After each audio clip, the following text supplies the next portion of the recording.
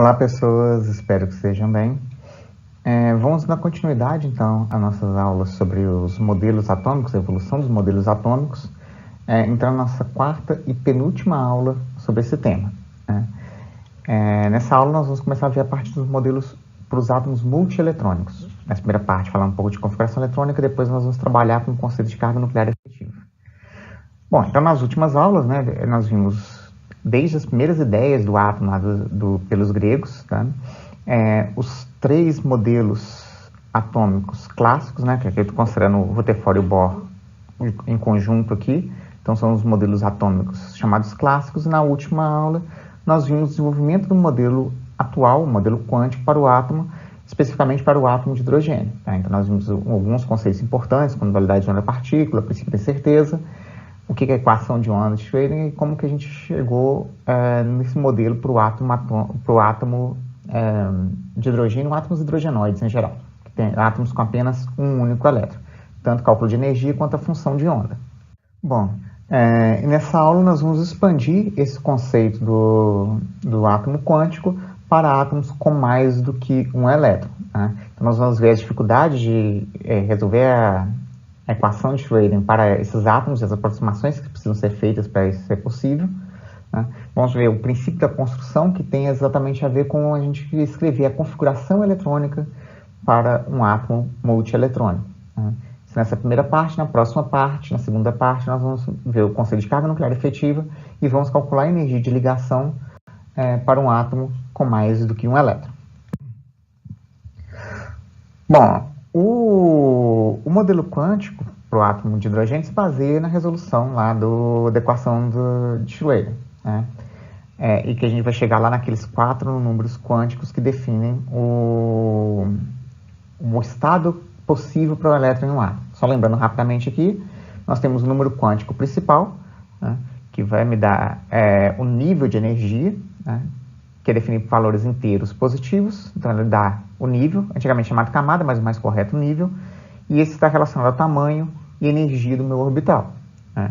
O momento orbital angular, o número quântico do momento angular, né, ou azimutal, pode variar de 0 até n-1, para um dado nível, que é responsável pelo subnível, né?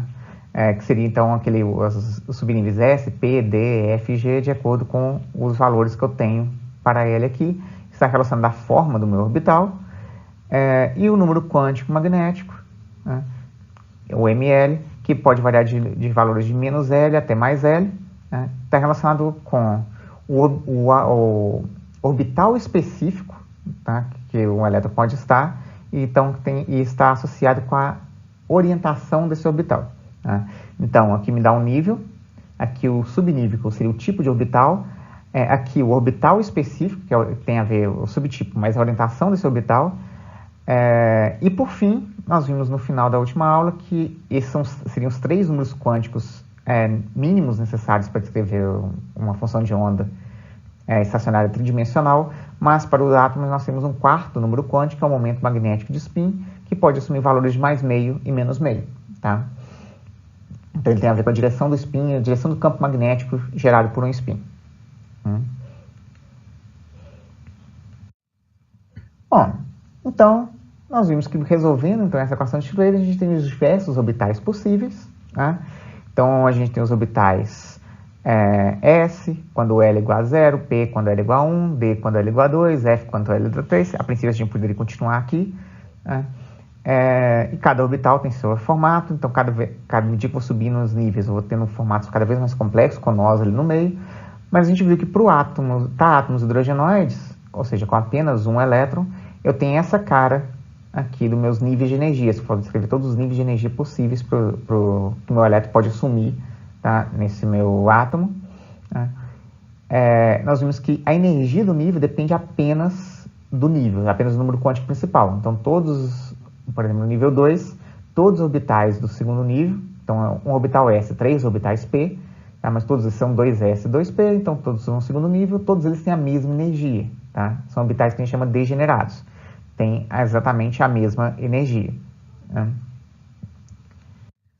Bom, então se eu quero agora determinar a função de onda para esses átomos multieletrônicos, o que eu tenho que fazer é a ideia mesma, resolver a equação de Schroeder para um átomo com mais de um elétron. O problema é que cada vez que eu coloco um elétron extra, eu torno minha equação extremamente complexa, né? Porque eu coloco mais um sistema de coordenadas. Enquanto por um hidrogênio, tá, com um único elétron lá, minha função de onda depende de 3 coordenadas, R, θ e φ, né? Se eu passo para o hélio, próximo elemento, apenas 2 elétrons, eu já tenho aqui 6 coordenadas que eu preciso descrever para resolver minha equação de Schroeder, encontrar minha função de onda. R, θ e φ para cada um dos meus 2 elétrons. Tá? E se eu quero para 3, 9 coordenadas. Cada vez mais complexo. Tá? E na prática, é impossível resolver a equação de Schroeder para, encontrando valores exatos, tá? Para átomos com mais de um elétron. Tá? A matemática que nós temos hoje é impossível fazer isso. Então, o que a gente tem que trabalhar é com aproximações. Em vez de trabalhar com essa equação extremamente complexa, com 9, 12 variáveis, eu tento fazer algumas aproximações. Faço algumas suposições e, a partir dessas suposições, eu tento resolver essa equação de Schroeder simplificada. Né? Na prática, não vou ter um valor exato, mas a gente consegue boas aproximações. A aproximação mais importante, que é a principal usada na hora de a gente resolvendo essa equação de Schroeder para átomos multieletrônicos, é a aproximação de Hartree. O que fala essa aproximação de Hartree? Em vez de eu tentar encontrar a onda dos elétrons somados ali, essa minha onda estacionária de 2 elétrons simultaneamente, né, no meu átomo, eu resolvo para cada elétron separadamente. Né?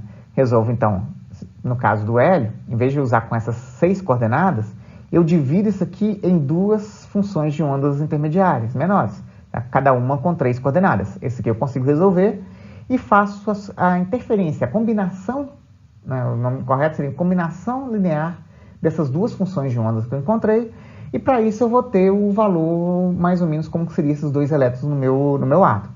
Então, se eu quero resolver para o hélio, em vez de resolver uma equação com 6 coordenadas, eu resolvo 2 equações com 3 coordenadas, uma para cada elétron. Né? Então, por exemplo, uma para o primeiro elétron com números quânticos 0 é 1, 0, 0 mais meio, e outra para o número quântico 1, 0, 0 menos meio. Né? Seria equivalente a resolver para o elétron 1s e o outro para o outro elétron 1s. Então, resolvo esses dois. Isso eu consigo resolver. Separadamente eu consigo. E depois eu faço a combinação dos dois para ver qual que é esse efeito que vai ter para o meu átomo como um todo. É uma aproximação, né? Não é exata, o resultado que eu tenho não é exato, mas é uma boa aproximação. Ainda mais hoje que a gente tem sistemas computacionais bastante potentes, a gente consegue resolver essa equação de átomos multieletrônicos com uma precisão muito grande. É uma aproximação, mas é uma aproximação que dá bons resultados. Então, já que a gente não consegue resolver o exato, a gente trabalha com essa aproximação. Né? Bom, mas vamos pensar então para um átomo real, qual a consequência dessa aproximação? Tá? Como é que seriam os orbitais aproximados, comparados com os orbitais do átomo hidrogenoide? Primeiro, a primeira consequência é que os orbitais têm a mesma forma, o mesmo número de nós. Então, se eu tenho um orbital 2p, que lá tem um nó no meio, meu orbital, para um átomo hidrogenoide, vamos pegar o átomo de hidrogênio, meu átomo de hélio também vai ter um orbital 2p com o mesmo formato geral, com o mesmo número de nós, tudo parecido. Né? Mas uma diferença é que se eu pensar, comparando com o átomo de hidrogênio, tá? Não com outros átomos hidrogenoides, com o átomo de hidrogênio especificamente, quanto mais prótons eu tiver no meu núcleo, maior vai ser a força de atração. Ele vai ter uma carga maior, carga nuclear maior, vai atrair mais fortemente meus elétrons. Então, esses orbitais, apesar de ter o mesmo formato geral, a mesma estrutura nodal geral, mas eles vão ser menores, porque os elétrons vão estar mais atraídos, eles vão ficar mais próximos do meu núcleo, então meus orbitais serão menores. Né? E como eu passo a ter agora essa interferência de repulsão, além dessa atração pelo núcleo, tem a repulsão entre meus elétrons, o formato do orbital também vai influenciar. Né? Vai influenciar como? Dependendo do formato que eu tenho, minhas interações entre os elétrons vão ser diferentes, então a energia do meu nível, daquele meu orbital, deixa de depender apenas do N, apenas do número quântico principal, mas passa também a depender do número quântico azimutal, que é o que me dá o formato.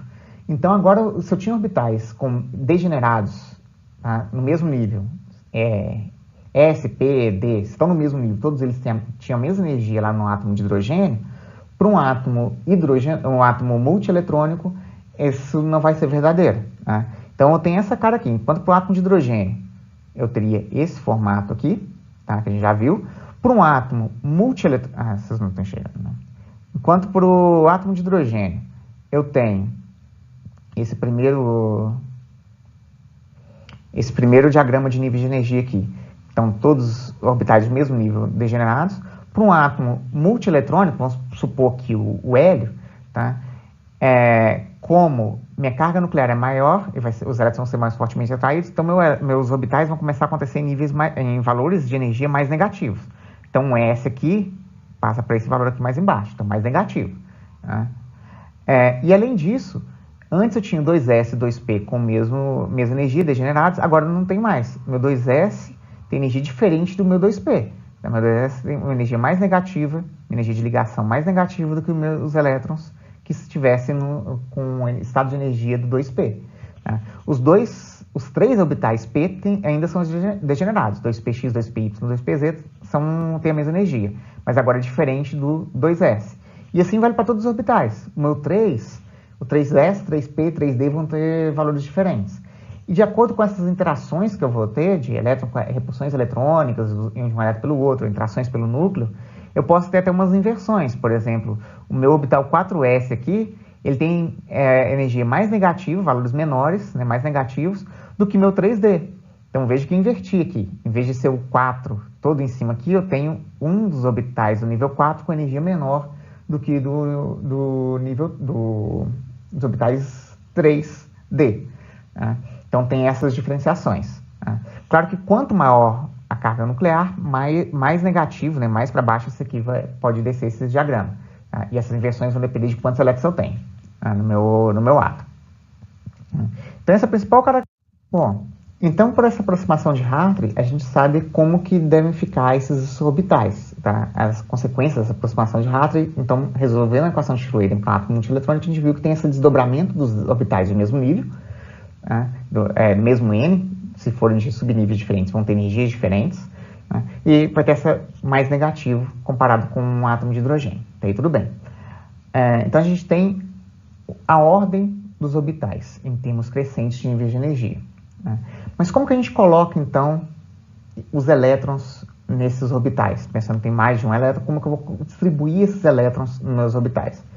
Essa distribuição dos elétrons nos orbitais em um átomo, a gente chama de configuração eletrônica. Vai escrever a configuração eletrônica de um átomo. Né? Bom, mas o que a gente tem que fazer? Como é que a gente faz isso? Primeiro, a gente usa o que é chamado de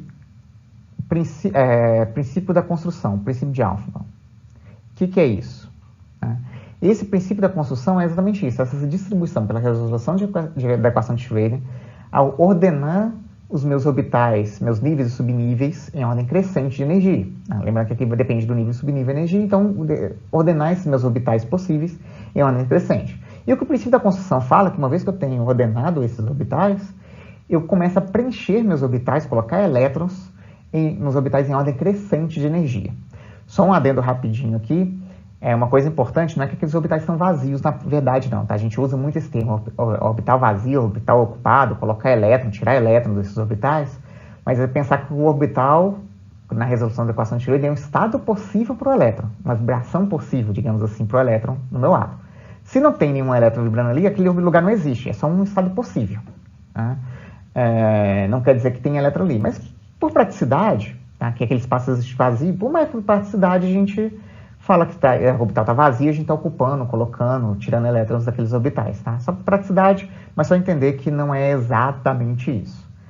Vamos lá, então pelo princípio da construção, simplesmente, essa seria fazer isso, colocar em ordem crescente, meus elétrons em ordem crescente de níveis de energia. Então se eu pegasse, vamos pegar, supondo aqui, só os primeiros níveis, né, dos orbitais aqui, 1s, né, e o orbital 2s. passar só aqui, vou colocar 2s e aqui 2p. Né? Um átomo multieletrônico, pela resolução lá da equação de Schroeder, tem esses 3 orbitais ali, esses 3 níveis de energia que eu estou colocando ali só até os orbitais 2p. Se eu fosse pensar só pelo princípio básico da construção, o que eu teria? O primeiro elétron, se fosse o hidrogênio só, o primeiro elétron estaria aqui. Ótimo, tranquilo. O segundo elétron, então a partir do hélio lá, eu teria um segundo elétron aqui. Tranquilo. Quando eu vou para o lítio, eu teria que ter um terceiro elétron. A princípio, eu deveria colocar ele aqui também. Na natureza, tudo tende a tendência, qualquer sistema tende a chegar num estado de menor energia possível. Então, menor energia, lembrando que isso aqui, os valores são negativos de energia ali, quanto mais negativo for, mais elétrons eu tiver ali, menor energia tem meu sistema, a princípio mais estável seria. Então, todos os meus elétrons deveriam entrar no orbital 1s ali, colocar milhões no orbital 1s, no estado fundamental, né? Não teria nenhum elétron ocupando um nível de energia diferente disso. Né? Só se eu fizesse aquela transição eletrônica, jogasse energia para fazer excitação, mas no estado fundamental todos estariam ali num orbital 1s. Mas não é isso que acontece na prática. Né? Na verdade, a gente tem 2 regrinhas extras no princípio da construção. Né? A primeira regrinha, que é extremamente importante, não vale só para elétrons, não vale para muita coisa, é o princípio da exclusão de Pauli. Né? Que, na verdade, aparentemente não foi ele que desenvolveu, mas tem o nome dele. O que diz esse princípio da exclusão de Pauli? Que 2 elétrons não podem ocupar o mesmo estado em um átomo. Tá? O que é esse mesmo estado? Ele não pode ter o mesmo conjunto de números quânticos. Tá? Então, qual é a consequência disso? Se eu fosse pensar para esse elétron aqui, para o hélio aqui, o que eu teria? Vai dar ali. O que eu teria, então? Vou colocar um elétron de cada vez. Eu poderia colocar um primeiro elétron ali, certo? Daquele jeito. Esse primeiro elétron, ele teria um conjunto de números quânticos. Então, esse meu primeiro elétron aqui, ele teria qual conjunto de números quânticos? Está no nível 1, subnível S, então é 0, o L é igual a 0, orbital, né, o meu número quântico magnético, também 0, se meu L é igual a 0, meu ML só pode ser 0, aqui. E agora falta o spin. Então, vamos colocar aqui que eu coloquei para cima significa mais meio. Então, eu coloquei aqui mais meio. Esse é o conjunto desse elétron. O meu segundo elétron não pode ter o mesmo conjunto de número quântico. Né? Eu não posso ter um segundo elétron nesse meu átomo aqui com essa configuração, 1, 0, 0 mais meio. Tá, mas eu consigo colocar ele diferente aqui? Consigo. 1, 0, 0, menos meio. Bom, coloquei um segundo elétron aqui, agora pensando que o mais meio é para cima, então esse aqui é para baixo. Segundo elétron aqui. Ótimo, consigo colocar 2 elétrons ali no menor energia possível. Se eu estou no lítio, meu próximo elétron não consegue entrar jamais nesse mesmo orbital 1s. Porque só existem duas configurações possíveis para o orbital 1s. É 1, 0, 0 mais meio e 1, 0, 0 menos meio. O terceiro não pode ter nenhuma dessas configurações. Não posso repetir. Então, pelo princípio da exclusão de Pauli, meu próximo elétron, meu terceiro elétron, obrigatoriamente teria que vir aqui no 2s, para ter uma configuração 2, 0, 0 mais meio. Tá? O próximo, 2, 0, 0 menos meio. Tá? Colocaria o quarto aqui. O próximo seria o 2, 0, 2, 1, menos 1.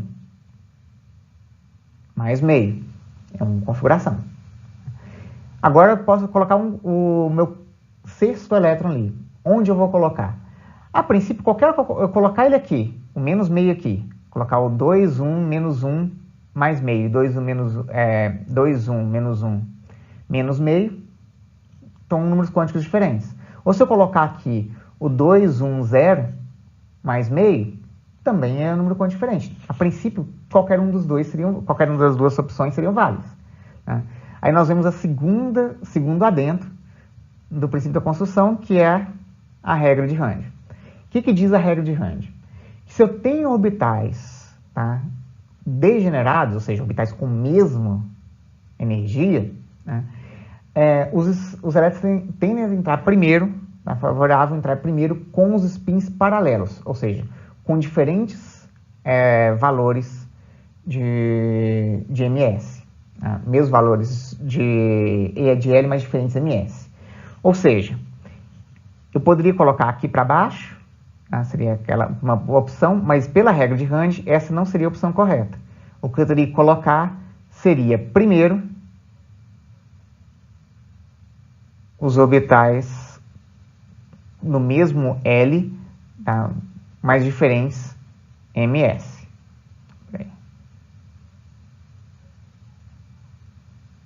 Então, meu sexto elétron deveria entrar aqui.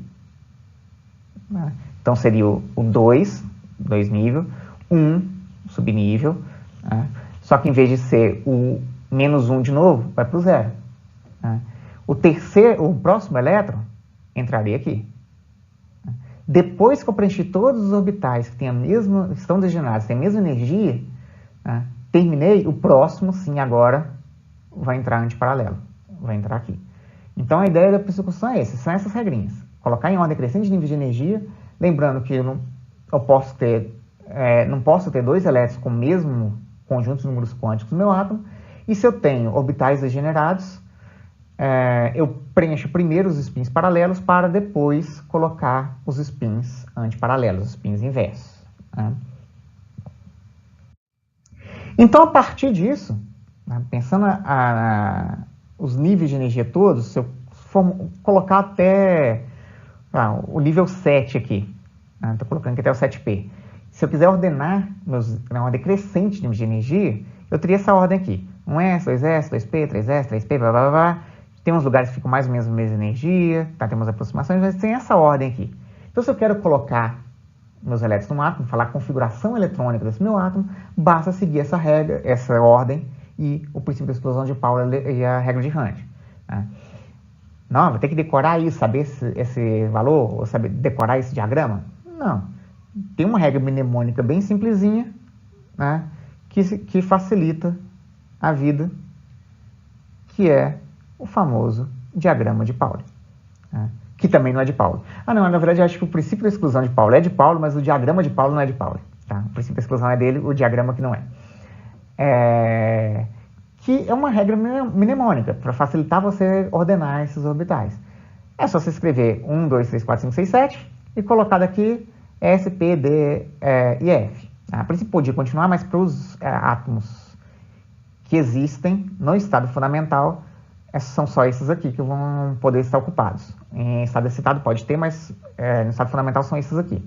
Então basta fazer isso aqui. E vou preenchendo seguindo essas setinhas. Você deve lembrar isso do ensino médio. É simples e direto. Tá? Vamos pegar um exemplo. Vamos pegar alguns exemplos. Né? Então, se eu querer fazer a configuração eletrônica do hidrogênio, como é que eu escrevo a configuração eletrônica? Eu tenho o orbital 1s e eu só tenho um elétron nele. Então, minha configuração eletrônica do hidrogênio é 1s1. Tá? Para o hélio, meu segundo elétron a gente vê que pode entrar no orbital 1 de novo, no orbital 1s. Então, 1s2, 2 elétrons aqui. Tá? Lítio, a gente já viu, vai ser 1s2, 2s1. Tá? Berilo, 1s2, 2s2. Boro, 1s2, 2s2, 2p1. Tá? E vou continuando assim até chegar lá no neônio. 1s2, 2s2, 2p6. Também estou seguindo. 1s2, 2s2, 2p6, 3s2, 3p6. Vou seguir nessa ordem aqui, direto. Tá? A gente sempre escreve dessa forma aqui. Você pode escrever com vírgula, sem vírgula, já tem os dois jeitos de escrever. Tá? Mas eu vou escrevendo nessa ordem crescente aqui. Tá? Quando a gente está trabalhando com átomos com muitos orbitais, tá? Isso começa a ficar muito longo, meio chato às vezes escrever. A gente pode simplificar às vezes, escrever a configuração do gás nobre anterior ao átomo e o que é diferente. Então posso escrever esses mesmos configurações eletrônicas dessa outra forma aqui. Hidrogênio continua um S1, hélio continua um S2, mas o lítio eu posso, em vez de escrever um S2, 2S1, posso escrever entre colchete hélio, então tem a configuração do hélio, que é um S2, 2S1. Até aqui não faz muita diferença que eu escrever um S2, escrever hélio, tanto faz. Mas quando eu começo a ter orbitais mais, números atômicos maiores, então, por exemplo, o sódio, em vez de escrever 1s2, 2s2, 2p6, 3s1, Isso aqui, 1s2, 2s2, 2p6, é a configuração do neônio. Então, configuração do neônio, 3s1. Então, simples e direto, consigo escrever a configuração eletrônica. Então, basta saber quantos elétrons eu tenho no meu átomo e seguindo o diagrama de Pauli e colocando esses meus elétrons. Bom, gente, vamos fazer um exercício rapidinho aqui para a gente ver um pouco sobre essa configuração eletrônica e um caso específico que tem algumas regrinhas extras. Né? Vamos lá, o que exercício vai pedindo? Seguindo o princípio da construção, escrever a configuração eletrônica no estado fundamental de um átomo de níquel neutro, né? E do cátion níquel 2+. Né? E depois fazer a configuração eletrônica das duas espécies. Então, vamos lá pensando o diagrama de nível de energia das duas espécies. Então, configuração eletrônica. Primeiro, quero fazer a configuração eletrônica do níquel. Primeira coisa que eu preciso saber é quantos elétrons eu preciso colocar nesse átomo. Né? Como é que eu vou saber isso? Vou lá numa tabela periódica. Vocês não são obrigados a saber esse tipo de coisa de cor. Vocês vão lá numa tabela periódica e acham lá o níquel. Né? Aí vocês vão ver lá que o níquel, na tabela periódica, tem número atômico 28. Tá aqui, número atômico 28. Se você tem número atômico 28, ele tem também 28 elétrons quando ele está neutro. Então, eu tenho que distribuir 28 elétrons no meu níquel. Então, agora eu pego meu diagrama de Pauli lá e começo a seguir esse diagrama de Pauli até completar 28 elétrons. Então, vai lá, 1s2, 2s2, depois passa aqui 2p6, 3s2, 3p6, 4s2, já coloquei um tanto aqui, vamos lá, eu coloquei 20, 3d8. Né? Então, se eu quiser a configuração eletrônica, seria essa aqui, níquel neutro, 1s2, 2s2, 2p6, 3s2, 3p6, 4s2, 3d8. Se eu quiser simplificar, escrever de forma mais curta, configuração do argônio, e o que é diferente do argônio, 4s2, 3d8. E aí, tranquilo. O próximo caso, segundo item aqui, escrever a configuração eletrônica do cátion níquel 2+. Se eu fizer a mesma coisa que eu fiz para o neutro, e agora distribuindo seu cátion níquel 2+, quer dizer que eu tenho 26 elétrons apenas, 2 elétrons a menos. Então, eu faria a mesma coisa, tá? A princípio, eu teria lá a configuração 1s2, 2s2, 3s2, etc, etc. Configuração do argônio. Né? E ficaria 4s2, 3d6. Né? Se for seguindo o diagrama de Pauli normal. Mas não é isso que se deve fazer. Quando trabalhamos com íons, existe uma regrinha extra. Né? A configuração real para o níquel 2+, na verdade, é essa daqui. Então, isso aqui está errado. Né? Configuração real é essa aqui. Né? É 4s0, 3d8. Né? Posso escrever até sem o 4s, que podia escrever só 3d8. Eu tirei os elétrons, na verdade, do orbital 4s e não do orbital 3d, como seria pensado se eu estivesse fazendo a distribuição normal aqui, no diagrama de Pauli. Isso é porque temos duas regrinhas extras. Regrinhas quando eu estou trabalhando com íons. Né? Quando eu quero trabalhar com íons, primeiro eu faço a configuração eletrônica do átomo neutro, como a gente fez aqui do níquel. Depois, a gente tira elétrons, primeiro daqueles orbitais com maior N. Né? Então, tiro primeiro os orbitais elétrons dos orbitais de maior nível. Então, no caso do níquel, aqui eu quero tirar 2 elétrons, qual que eu tenho maior N aqui? É o 4s. Então, tiro elétrons primeiro do 4s. Tirei níquel 2+, tirei 2 elétrons, tinha 2 aqui, ficou 0, 4s0. Então, quando eu tenho cátion, eu faço isso. E se eu fosse o níquel 3+, eu teria que tirar mais um elétron. Agora, não tem mais o 4, tem só os orbitais de nível 3 aqui. Só que eu tenho 3D, tenho o 3p e o 3s. De qual deles eu vou tirar? Aí eu tiro primeiro daqueles com maior L. Então, vou tirar aqui, meu próximo seria níquel 3+, seria 4s0, 3d7. Tranquilo. E no caso de ânion? Aí, no caso de ânion, a gente pode seguir o diagrama de Pauli normalmente. Tá? A gente vai colocando elétrons de acordo com o menor N primeiro. Então, se fosse o níquel 2-, eu colocaria elétron aqui no 3d8 e viraria 3d10. Se fosse 3-, eu continuaria seguindo o diagrama de Pauli. Depois o 3d10 eu tenho que passar para o 5p1. Eu vou seguir no diagrama de Pauli. Mas eu tenho cátion, eu tenho que tirar primeiro do maior N. E existe também algumas exceções em alguns casos, né, que é quando eu tenho orbitais semi-preenchidos, e eu tenho que ver onde eu vou tirar meus elétrons ali também. Né? Como é que é isso? Que caso é esse? É quando minha configuração eletrônica está quase D10, por exemplo, ou quase D5. Né? Então, se eu tivesse um cobre, né?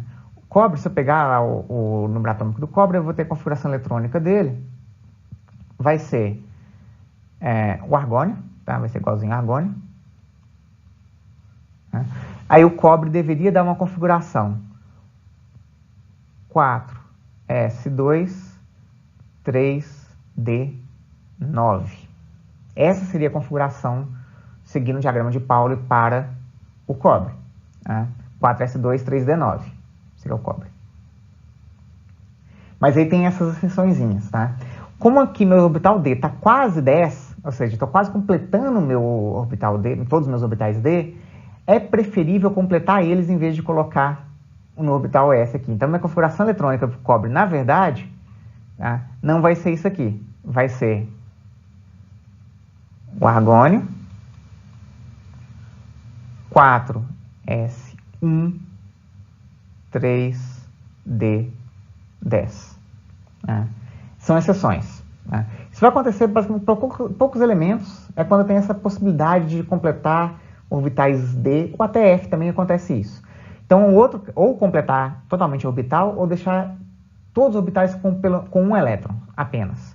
Então, seria a mesma coisa se eu tivesse lá o elemento que termina com configuração eletrônica 4s2, 3d4. Eu tenho meus orbitais D, são 5 orbitais D, eu estou ocupando 4 deles. Né? Então, também é preferível eu passar para o 4s1, 3d5. São exceções. Né? Valeria a mesma coisa para o 14F, tá? 13F para 14F. Né? Na prática, isso é principalmente nos primeiros períodos da tabela periódica. Isso vai valer para cobre, se eu não me engano, esse S4 aí é o cobalto, vai para alguns elementos. Né? Mas são exceções, mas só para vocês saberem que existem essas exceções. Né? E ficarem atentos se elas forem cobradas em prova ou exercícios. Bom, uma outra forma de você saber a configuração eletrônica, pelo menos a configuração eletrônica inicial, é simplesmente olhar a tabela periódica. Né? Vocês vão ver isso na quinta aula, né, dessa parte de modelos atômicos, que a gente vai trabalhar com as propriedades periódicas, a tabela periódica em si, mas ela é organizada, o formato dela tem a ver com a configuração eletrônica dos elementos. Né? Então, todos os meus orbitais, meus elementos terminam nessas primeiras colunas aqui, nos elementos representativos do bloco S aqui, eles terminam com configuração S. Aqui S1, aqui S2. Então, não precisa nem saber qual o número atômico, não o número atômico, mas eu não preciso nem saber exatamente quantos elétrons para usar o diagrama de Pauli. Se eu quero pegar esse elemento aqui, tá, vamos pegar aqui o césio. Qual que é a configuração eletrônica dele? Vai ser do gás nobre anterior a ele, 6s1. Né? Próximo, 6s2. Né? Se eu passar para cá, os elementos do lado de cá, são 6 colunas aqui, a gente chama isso de bloco P, porque todos eles têm uma configuração com elétrons P. Todos vão terminar aqui com 2p1, 2p2, 2p3, 2p4, 2p5, 2p6. Tá? Simples e direto. Tá? A única exceção aqui é o hélio aqui, mas porque só tem 2 elétrons, ele vai poder ser P. Tá? Ele fica na tabela periódica, mas ele é uma exceção, ele é a parte. Ele poderia ser colocado aqui. Né? Aqui no meio, todos terminam com D, com um período a menos. Esse aqui é o quarto período, então esse aqui termina com 3D. Em vez de 4, é um a menos, e termina com 3D. 3D1, D2, D3, D4, D5, D6, D7, D8, D9, D10. Lembrando que tem aquela exceçãozinha aqui do D9 vira D10, tá? É um caso à parte, mas seria, a princípio, eu faria aqui. E aqui embaixo, todos terminam com F. Os orbitais F são 7 orbitais F. Né? Então, eu tenho 14 elétrons, posso colocar até 14 elétrons. F1, F2, F3, F4, até F14. Né? Então, só de olhar a tabela periódica, eu já sei a configuração eletrônica, pelo menos a configuração eletrônica inicial. posso ver se tem alguma exceção, dependendo com qual elemento eu estou trabalhando. Bom, gente, então essa primeira parte de configuração eletrônica é isso. É simplesmente seguir o princípio da construção. Então a gente viu que os orbitais têm energias diferentes, porque tem uma atração mais forte pelo núcleo, eu quebro a degenerescência dos orbitais de mesmo N. Então, por exemplo, 2s e 2p passam a ter energias diferentes, tá? É o mesmo N, mas tem L's diferentes, então tem energias diferentes, né? E eu consigo distribuir meus elétrons, né, num átomo multieletrônico seguindo o diagrama de Pauli e as regras do princípio da construção. Com aquelas seçõezinhas, eu consigo saber a configuração eletrônica de qualquer elemento, e já tem uma ideia só olhando a tabela periódica. Bom, terminamos aqui essa primeira parte. Na segunda parte, a gente vai ver a segunda parte. Aqui a gente viu função de onda, então os orbitais. Agora nós vamos ver o cálculo da energia desses orbitais. Seria a outra parte de resolução da equação de Schreier, como calcular a energia para um elétron num átomo multieletrônico. É isso, gente. Até breve.